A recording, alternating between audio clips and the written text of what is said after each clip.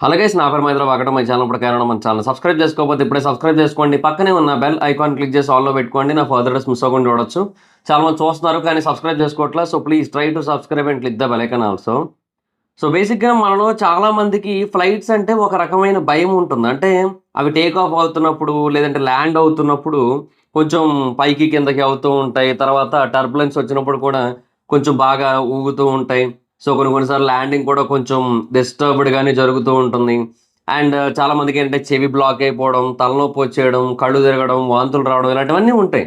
So ఈ reasons వల్ల already కొంతమందికి ఫ్లైట్ అంటే ఒక రకమైన భయమైతే ఉంది. మరి చాలామంది రెగ్యులర్‌గా ఫ్లైట్స్‌లో ట్రావెల్ చేస్తుంటారు. ఎందుకంటే ఫ్లైట్స్ అయితే చాలా ఫాస్ట్‌గా, చాలా త్వరగా వెళ్ళిపోవచ్చు. చాలా ఈజీ ట్రావెలింగ్, కంఫర్ట్ ట్రావెలింగ్ అని చెప్పి చాలామంది ఫ్లైట్స్‌కి ప్రియారిటీ ఇస్తూ ఉంటారు. సో వాళ్ళలాంటి వాళ్ళని కూడా భయపెట్టే కైండ్ ఆఫ్ సిట్యుయేషన్ ఒకటి జరిగింది. యాక్చువల్‌గా ఒక ఫ్లైట్ అయితే క్రాష్ అయింది. అహ్మదాబాద్ ఎయిర్‌పోర్ట్ నుంచి బయలుదేరిన కొన్ని నిమిషాలకే క్రాష్ అయిపోయింది. అండ్ అది క్రాష్ అవ్వడం డైరెక్ట్‌గా వెళ్లి ఒక మెడికల్ కాలేజ్ హాస్పిటల్ అదే హాస్టల్ మెస్ ఉంటది గదా! దాని మీద పడిందెళ్లి. సో ఎవరైతే అక్కడ ఇంటర్న్స్ అంటే జూనియర్ డాక్టర్స్ ఉంటారో వాళ్ళక్కడ భోంచేస్తున్నారు. వాళ్ళ మీద పడింది. వాళ్ళు గూడా చనిపోయారు. సుమారుగా 20 మంది డాక్టర్సే చనిపోయారు. సో, నిజంగా చాలా దారుణమైన సిట్యుయేషన్ అని జెప్పొచ్చు. సో, అసలు ఏం జరిగింది ఈ ఫ్లైట్ క్రాష్‌లో అండ్ ఎందుకలా జరిగిందనేది కొంచెం డీటెయిల్డ్‌గా అర్థం చేసుకోవడానికైతే ట్రై చేద్దాం. సో, ఫస్ట్ ఆఫ్ ఆల్ ఇది అహ్మదాబాద్ ఎయిర్‌పోర్ట్ నుంచయితే బయలుదేరింది. అంటే గుజరాత్‌లోని అహ్మదాబాద్‌లోని సర్దార్ వల్లభాయ్ పటేల్ ఇంటర్నేషనల్ ఎయిర్‌పోర్ట్ నుంచయితే బయలుదేరింది. సో, ప్రస్తుతానికి ఈ క్రాష్ తర్వాత కొన్ని గంటల పాటు ఆ ఎయిర్‌పోర్ట్‌నయితే క్లోజ్ చేసేశారు. సో, మళ్ళీ ఎప్పుడు ఆన్ జేస్తారో అనేది ఇప్పుడప్పుడే ఏమీ చెప్పలేదు. సో, ఫర్దర్‌గా ఒక కన్ఫర్మేషన్, క్లారిటీ వచ్చిన తర్వాత మాత్రమే ఆ ఎయిర్‌పోర్ట్‌నయితే మళ్ళీ ఓపెన్ చేస్తారనమాట. మిగతా ఫ్లైట్స్ తిరగడం కోసం. సో, ఆ ఎయిర్‌పోర్ట్ నుంచి ఒక ఫ్లైట్ అయితే బయలుదేరింది. అది ఎయిర్ ఇండియా ఫ్లైట్ అయిన ఏఐ 171. ఇదొక Boeing 787-8 air craft actually. So, ఇది చాలా పవర్‌ఫుల్ ఎయిర్ క్రాఫ్టే అండ్ మంచి ఎయిర్ క్రాఫ్టే గూడా. సో, దాని గురించి మనం పర్టిక్యులర్‌గా యూ నో ఎప్పుడు ఇలాంటి ప్రాబ్లమ్స్ ఉంటాయని అనుకోవడానికైతే లేదు. అది మంచి ఎయిర్ క్రాఫ్టే. అయితే దాంట్లో చాలా మంది ప్యాసింజర్స్ ఉన్నారు. 230 మంది ప్యాసింజర్స్ ఉన్నారు. ఇద్దరు పైలట్స్, 10 మంది క్రూ మెంబర్స్. సో, మొత్తం కలిపి 242 మంది పీపుల్ ఉన్నారు అందులో. యాక్చువల్‌గా ఆ ఫ్లైట్ కెపాసిటీ 256. అంటే 256 సీట్స్ ఉన్నాయి అందులో. సో, ఆ 256లో 230 మాత్రమే ఫిల్ అయ్యాయన్నమాట. అందులో ఇద్దరు చిన్న పిల్లలు గూడా ఉన్నారు. సో, మిగతా వాళ్ళు క్రూ మెంబర్స్. సో, వాళ్ళవి సీట్స్ కింద కౌంట్ అవ్వవు. సో, 256 సీట్స్ ఏవైతే ఉన్నాయో అవే ప్యాసింజర్స్ మొత్తం ఎక్కగలిగే కెపాసిటీ అనమాట. సో, ఆ 26 మంది ఎవరైతే ఆ ఫ్లైట్ ఎక్కలేదో వాళ్ళు అదృష్టవంతులు. మేబీ ఆ టైంకి వాళ్ళకి లండన్‌కెళ్ళాల్సిన అవసరం రాలేదో ఏమో! ఎందుకంటే ఇది బేసిక్‌గా అహ్మదాబాద్ నుంచి లండన్‌లోని గాట్విక్ ఎయిర్‌పోర్ట్‌కైతే ఎళ్తుందనమాట. ఈ గాట్విక్ అనేది బేసిక్‌గా అక్కడ secondary international airport actually.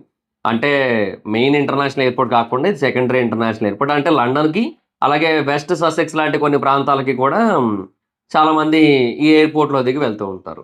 So, అలాగా ఆ ఎయిర్‌పోర్ట్‌కైతే ఈ ఫ్లైట్ బయలుదేరుతోంది. అండ్ ఈ 242 మంది పీపుల్ అంటే మిగతా 230 మంది ప్యాసింజర్స్ ఎవరైతే ఉన్నారో, వాళ్ళలో 169 మంది ఇండియన్ నేషనల్స్ ఉన్నారు. అండ్ 53 మంది బ్రిటిష్ నేషనల్స్ ఉన్నారు. 7 పోర్చుగీస్ నేషనల్స్ ఉన్నారు. ఒకరు కెనేడియన్ నేషనల్ ఉన్నారు. అంటే యూకేకి చెందిన వాళ్ళు 53 మంది, పోర్చుగీస్ చెందిన వాళ్ళు 7, కెనడాకి చెందిన వాళ్ళు ఒకరు ఉన్నారనమాట. సో, మొత్తంగా 230 మంది ప్యాసింజర్స్ ఇలా ఉన్నారు. అండ్ వీళ్ళందరిని ఎక్కించుకొని యాక్చువల్‌గా ఆ ఫ్లైట్ 1:10కి బయలుదేరాల్సుంది. ఎందుకంటే ఒక బోర్డింగ్ పాస్ బయటకొచ్చింది. ఆ బోర్డింగ్ పాస్ ఎవరిది? గుజరాత్ యొక్క ఎక్స్ సీఎం అయిన విజయ్ రూపానీ గారిది. ఆయన బోర్డింగ్ పాస్ బయటకొచ్చింది. ఆ బోర్డింగ్ పాస్ మీద ఆయన పేరు అవన్నీ డీటెయిల్స్ అన్నీ క్లియర్‌గా ఉన్నాయి. సో, అందులో బోర్డింగ్ ఏమంటారు డిపార్చర్ టైము 1:10 అని ఉంది. ఇది బోర్డింగ్ టైమ్ కాదు యాక్చువల్‌గా. డిపార్చర్ టైము 1:10 అని ఉంది. సో, ఈ డిపార్చర్ టైమ్ ప్రకారంగా అది మేబీ స్టార్ట్ అవ్వలేదు. ఎందుకు స్టార్ట్ అవ్వలేదంటే మేబీ అక్కడ ఏదైనా ప్రాబ్లమ్ ఉండుండొచ్చేమో. అక్కడ ఖచ్చితంగా కొన్ని కొన్ని సార్లు కొన్ని కొన్ని ఫ్లైట్స్‌కేంటంటే ఏదో ఒక ప్రాబ్లమ్ వస్తూ ఉంటుంది గదా! సో, అవే విజువల్స్ అయితే ప్లే అవుతూ ఉన్నాయి. సో, కొన్ని కొన్ని సార్లు మనకి ప్లేన్స్‌లో ఏమవుతదంటే ఫ్యూయల్ చెకింగ్స్‌లో కావచ్చు, లేదంటే టైర్ ప్రెషర్ టైమ్‌లో ఇబ్బంది రావచ్చు. లేదంటే టైర్స్ మొత్తంగానే ప్రాబ్లమ్ రావచ్చు. సో, ఏదో ఒక విషయం మీద కొన్ని కొన్ని సార్లు ఏం చేస్తారంటే క్రాస్ చెక్స్ అనేవి చేసుకుంటారు. అండ్ అలా చేసుకుంటున్న టైంలో కొన్ని కొన్ని సార్లు ఏంటంటే డిలేస్ అవుతూ ఉంటాయి. అండ్ కొన్ని కొన్ని సార్లు ఒక దగ్గర నుంచి వచ్చి ఇంకో దగ్గరికి వెళ్ళే ఫ్లైట్స్ ఉంటాయి. సో, అలా వెళ్ళేటప్పుడు కూడా వాటికి మళ్ళీ రీఫ్యూలింగ్ అనేది జరుగుతూ ఉంటుంది. అండ్ కొన్ని కొన్ని సార్లు పైలట్స్ చేంజ్ అవుతూ ఉంటారు. సో, ఇలాంటి కైండ్ ఆఫ్ థింగ్స్ అన్నీ ఉంటాయి కాబట్టి డెఫినిట్‌గా ఏమంటారు డిలేస్ అయితే ఉంటాయి. అందులో నో డౌట్ అని చెప్పొచ్చు. కాకపోతే ఏ పర్టిక్యులర్ రీజన్ కారణంగా డిలే అయిందో డెఫినిట్‌గా ఆ పర్టిక్యులర్ రీజన్ కారణంగానే ఇప్పుడు ఫ్లైట్ అయితే క్రాష్ అయిపోయిందని అయితే అనిపిస్తోంది క్లియర్‌గా. అండ్ ఆయనతో ఒక అమ్మాయి ఒక సెల్ఫీ కూడా తీసుకొని సోషల్ మీడియాలో పోస్ట్ చేసిందనమాట విజయ్ రూపానీ గారితో. సో, అది ఇంకా లాస్ట్ పిక్చర్ అయింది. ఇంకా ఆయన బేసిక్‌గా ఫ్లైట్‌లో లాస్ట్‌లో కూర్చున్నారు. అండ్ అది బేసిక్‌గా ఫస్ట్ క్రాష్ అయిన స్పాట్. ఎందుకంటే పైలట్ బేసిక్‌గా ఒక విజువల్ బయటకొచ్చింది. ఆ విజువల్‌లో ఏంటంటే ఫ్లైట్ కూలిపోతోంది. బట్ యాక్చువల్‌గా పైలట్ దాన్ని పైకి తీసుకెళ్ళడానికి ట్రై చేస్తున్నాడు. ఎందుకంటే ఫ్రంట్ పార్ట్ పైకెళ్తోంది. బట్ బ్యాక్ పార్ట్ మాత్రం అస్సలు సహకరించట్లేదు. సో, అలాగే క్రాష్ అయింది. సో, ఆ లాస్ట్ పార్ట్‌లో కొంతవరకు కాలి బూడిదైపోకుండా నార్మల్‌గా కనబడుతుంది. But very rare people, very less number of people మాత్రమే సర్వైవ్ అయ్యే ఛాన్స్ ఉందనమాట దీంట్లో. సో, మనము అలా జరగాలని కోరుకోలేము. అలా జరగాలని అనుకోలేము గూడా. బట్ ఒకటైతే వాస్తవం. Majority of the people survive కాకపోవచ్చు. వాళ్ళు బ్రతకకపోవచ్చు. సో, వాళ్ళందరూ కూడా చనిపోయే అవకాశాలే చాలా ఎక్కువగా ఉన్నాయి. ఎందుకంటే, ఆ విజువల్‌లో చాలా క్లియర్‌గా తెలుస్తోంది. ఫ్లైట్ క్రాష్ అయిన వెంటనే మొత్తం మంటలొచ్చేసాయి. సో, చాలా హెవీగా క్రాష్ అయింది యాక్చువల్‌గా. సో, ఇంకా అందులో ఇంకా సర్వైవ్ అవ్వడానికి వెరీ లీస్ట్ ఆప్షన్ ఉందనమాట అక్కడ. అయితే ఈ ఫ్లైట్ 1:38కి అహ్మదాబాద్ ఎయిర్‌పోర్ట్ నుంచయితే బయలుదేరింది.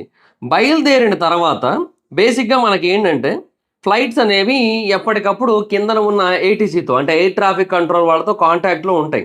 ఎందుకు? అవి ఏ డైరెక్షన్‌లో ఎళ్తున్నాయి, ఏ పాత్‌లో ఎళ్తున్నాయి, దాని డైరెక్షన్‌లో ఏమైనా వేరే ఫ్లైట్స్ వస్తున్నాయి. ఇట్లాంటివన్నీ ఎప్పటికప్పుడు వాళ్ళు మానిటర్ చేస్తూ ఉంటారు. సో, అదంతా ఉంటదనమాట. సో, ఈ ఫ్లైట్ దాని యొక్క టేక్ ఆఫ్ మొదలుపెట్టిన వితిన్ 1 మినిట్‌లోనే అది కంప్లీట్‌గా రాడార్‌లోంచి కనబడకుండా పోయింది. అది కూడా గాలిలో కేవలం 625 అడుగుల ఎత్తులో ఉన్నప్పుడు. ఒకటి చెప్తా చూడండి. ఒక బేసిక్ నార్మల్ ఫ్లైట్ అంటే లైక్ ఇప్పుడు ఆహ్, నేషనల్ ఫ్లైట్స్ ఉంటాయి గదా! ఇంటర్నేషనల్ ఫ్లైట్స్ గాకుండా. ఆ ఫ్లైట్స్ ఏంటంటే అవి కేవలం ఒక 33,000 ఫీట్‌లో ఎగురుతూ ఉంటాయి. ఇంటర్నేషనల్ ఫ్లైట్స్ కొన్నుంటాయి. అవేంటంటే 38,000, 40,000 ఆ రేంజ్‌లో కూడా ఎగురుతూ ఉంటాయి. సో, 33,000 ఫీట్ హైట్‌లో గాల్లో ఎగురుతూ ఉంటాయి maximum flights. Local domestic airlines అన్నీ గూడా. సో, 33,000 ఫీట్ అంటే చాలా హైట్ యాక్చువల్లీ. మనకది కనబడదు కూడా. అంటే మనకి కింద నుంచి కనబడుతది. బట్ పైనుంచి కిందకేం కనబడదు. బట్ 625 హైట్ అంటే లెస్సర్ దాన్ బుర్జ్ ఖలీఫా. అసలు బుర్జ్ ఖలీఫా అంత హైట్ కూడా కాదది.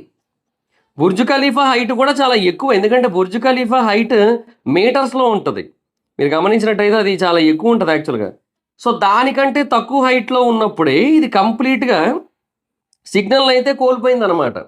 అంటే వితిన్ 1 మినిట్‌లో అది అలా కోల్పోవాల్సిన పరిస్థితి ఎందుకొచ్చింది? 829.8 మీటర్స్ అంట బుర్జ్ ఖలీఫా హైట్. ఒక మీటర్ అంటే 3.28 ఫీట్ గదా! సో, బుర్జ్ ఖలీఫా హైట్ కూడా అందుకే అరౌండ్ 2700 ఫీట్ అయితే ఉంటది. 830 మీటర్స్ అంటే. సో, దాంట్లో పావు వంతు కూడా కాదు. ఆ హైట్‌లోకి కూడా ఎళ్ళక ముందే ఇది సిగ్నల్‌ని కంప్లీట్‌గా కోల్పోయింది. ఈ ఫ్లైట్ ట్రాకర్ అనేది బేసిక్‌గా ఫ్లైట్స్‌ని ట్రాక్ చేస్తూ ఉంటుంది ఎప్పటికప్పుడు దాని సిగ్నల్స్ అన్నిటిని కూడా. సో, అది చాలా క్లియర్‌గా ఈ విషయాన్నయితే పోస్ట్ చేయడం జరిగిందనమాట. సో, గాలిలోకి ఎగిరిన 625 అడుగుల ఎత్తులోకొచ్చినప్పుడే అది సిగ్నల్‌ని కోల్పోయింది. యాక్చువల్‌గా టేక్ ఆఫ్ అయిన వెంటనే మేడే సిగ్నల్ ఒకటొచ్చింది. మేడే సిగ్నల్ అంటే ఇంకా ఫ్లైట్‌లో ప్రాబ్లమ్ ఉంది అని చెప్పి. సో, ఫ్లైట్‌లో ప్రాబ్లమ్ ఉందని చెప్పి ఇంక మేడే సిగ్నల్ రాగానే ఏటీసీ వాళ్ళు ఎయిర్‌పోర్ట్ ట్రాఫిక్ కంట్రోల్ వాళ్ళు ఇమ్మీడియేట్‌గా వాళ్ళతో కాంటాక్ట్ అవ్వడానికి ట్రై చేశారు. బట్ వీళ్ళ కాల్స్‌కి వాళ్ళసలు రెస్పాండ్ కాలేదు. అండ్ ఆ తర్వాత కొద్దిసేపటికే ఇంక క్రాష్ అయిపోయింది ఇంకంతే. బేసిక్‌గా దానికి దీనికి పెద్ద డిస్టెన్స్ కూడా లేదు. మీరు గమనించినట్టయితే ఒక ఫోటో బేసిక్‌గా బాగా సర్క్యులేట్ అవుతుంది. మీకు కూడా వీలైతే స్క్రీన్ మీద పెట్టడానికైతే ట్రై చేస్తాను నేను.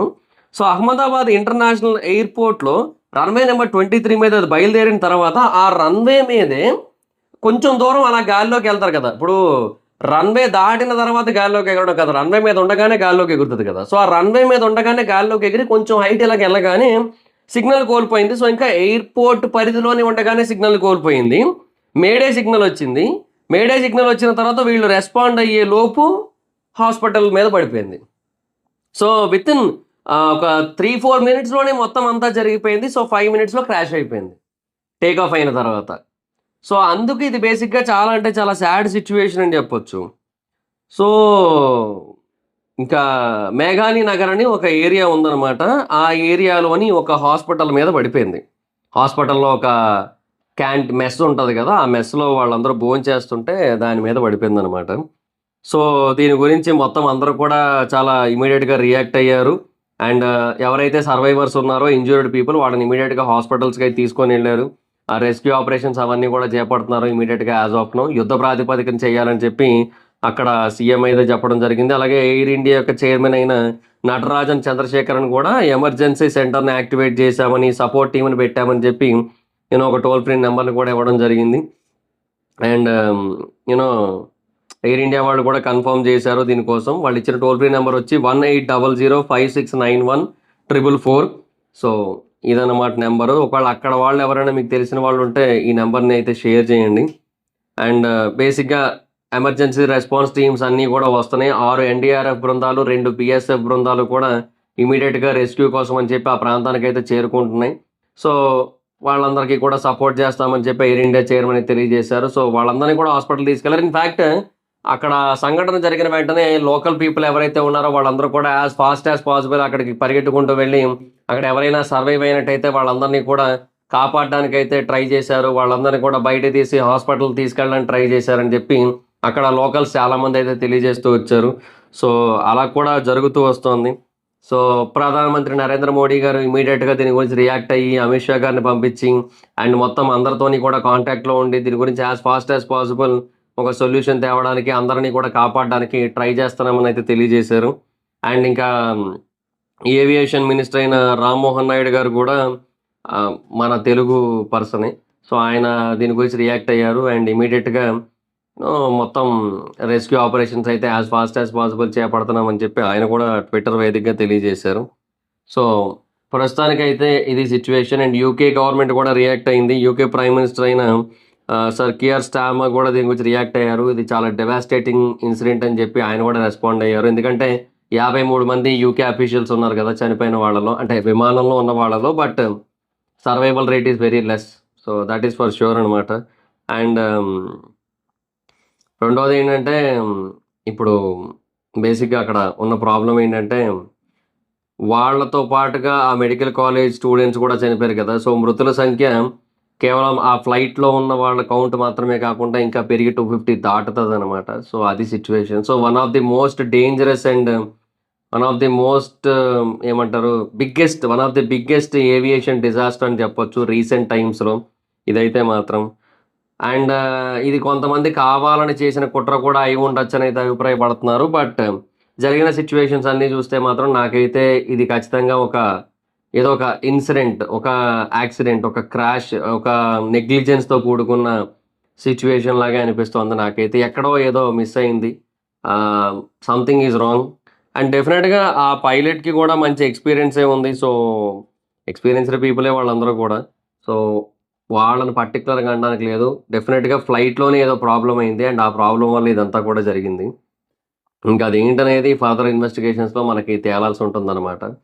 సో, అది సిట్యుయేషన్. సో, మనకేంటంటే ఇలాంటివి చూసినప్పుడు ఎందుకు ఇలాగా మిస్‌మేనేజ్‌మెంట్ జరుగుతూ ఉంటుంది. ప్రాపర్‌గా చూడాలి గదా! ఇప్పుడు 250 మంది ప్రాణాలు ఎవరో ఒక్కరు చేసిన ఒక చిన్న నిర్లక్ష్యం కారణంగా పోయాయి గదా! 'టైటానిక్' అనే ఒక షిప్ ఉంటది. ఆ షిప్ మునిగిపోయిన విషయం మనకందరికీ తెలిసిందే. దాని మీద సినిమా కూడా వచ్చింది చూసాం. సో, ఆ రోజు ఆ షిప్‌కి ఆ ప్రమాదం జరగడానికి ఎన్నో కారణాలున్నాయి. కానీ వాటిలో అన్నిటికంటే మెయిన్ కారణం అయితే బైనాక్యులర్స్ రూమ్‌కి కీస్ ఏసి ఉంచడం. ఆ కీని షిఫ్ట్ మారిపోయిన పర్సన్ తనతో పాటుగా పట్టుకొని ఎళ్ళిపోవడం. ఒకవేళ ఆ కీ గనుక ఉండుంటే బైనాక్యులర్స్ వీళ్ళ దగ్గరున్ను. బైనాక్యులర్స్ ఉన్నట్టయితే ముందే ఐస్‌బర్గ్‌ని చూద్దురు. ముందే ఐస్‌బర్గ్‌ని చూసినట్టయితే దాన్నసలు గుద్దకపోను. సో, ఇట్లాగ అదొక ప్రమాదం. అండ్ రేడియో ఆపరేటర్ కూడా ఆ రోజు చాలామంది మీరెళ్ళే దారిలో ఐస్‌బర్గ్స్ చాలా ఎక్కువున్నాయి. చాలా జాగ్రత్తగా ఉండండి అని పదే పదే చెప్తూ ఉంటే చిరాకేసి దాన్ని ఆఫ్ చేసేయడం. సో, ఇట్లాంటివన్నీ కూడా ఉన్నాయన్నమాట. సో, ఒక్కరిద్దరు చేసే పొరపాట్లు చాలామంది ప్రాణాలను బలి తీసుకుంటూ ఉంటాయి. సో, ఇలాగే ఈ ప్లేన్ విషయంలో కూడా జరిగింది. ఒకరిద్దరు తీసుకున్న నిర్ణయాలు, ఒకరిద్దరు చేసిన తప్పిదాల వల్లో ఇదంతా జరిగుంటుందనైతే నాకనిపిస్తోంది. డెఫినిట్‌గా ఆ ఎయిర్‌పోర్ట్ స్టాఫ్ విషయంలో చాలా డీటెయిల్డ్‌గా ఇన్వెస్టిగేట్ చేయాల్సుంటుంది. ఎవరి వల్ల ఇదంతా జరిగింది? ఎవరి మిస్టేక్ కారణంగా ఈ ప్రమాదం జరిగిందనేది తెలుసుకోవాల్సుంటుంది. తెలుసుకున్నా వాళ్ళని మనమేమి ఉరి తీయలేము, అది వేరే విషయం. బట్ ఏంటంటే, వాళ్ళు ఏ రకంగా తప్పు చేశారు, ఏ ప్లేస్‌లో తప్పు చేశారని తెలుసుకొని ఫర్దర్‌గా ఇట్లాంటివి రిపీట్ కాకుండా చూసుకుంటే బెటర్ ఇంకా. మనుషుల ప్రాణాలు గదా! చాలా ఇంపార్టెంట్, చాలా విలువైనవి. ఈ ప్రపంచంలో అన్నిటికంటే విలువైనది ఏదైనా ఉందంటే మనిషి ప్రాణం. ఎందుకంటే ఓసారి పోతే మళ్ళీ రాదు. సో, అది. అందుకని చాలా జాగ్రత్తగా ఉండాలి వాటి విషయంలో మాత్రం. సో, మరింకా చూడాలి మరింకా ఏం జేస్తారో. Let's hope for some survivors. కొంతమందైనా సర్వైవ్ అవ్వాలనైతే కోరుకుందాం మనం. లెట్స్ సీ చూద్దాం. అండ్ ఈ చనిపోయిన వాళ్ళందరి ఆత్మలకి కూడా శాంతి చేకూరాలనైతే మనస్ఫూర్తిగా కోరుకుందాం. ప్రస్తుతానికైతే ఎంతమంది చనిపోయారో, ఎంతమంది సర్వైవ్ అయ్యున్నారనైతే చెప్పలేదు బయటకైతే. బట్ డెఫినిట్‌గా చాలా హ్యూజ్ నంబరే ఉంటది. మోర్ దాన్ 200 అయితే ఉంటది. అదైతే క్లియర్‌గా అర్థమవుతుంది ఆ విజువల్స్‌ని బట్టి.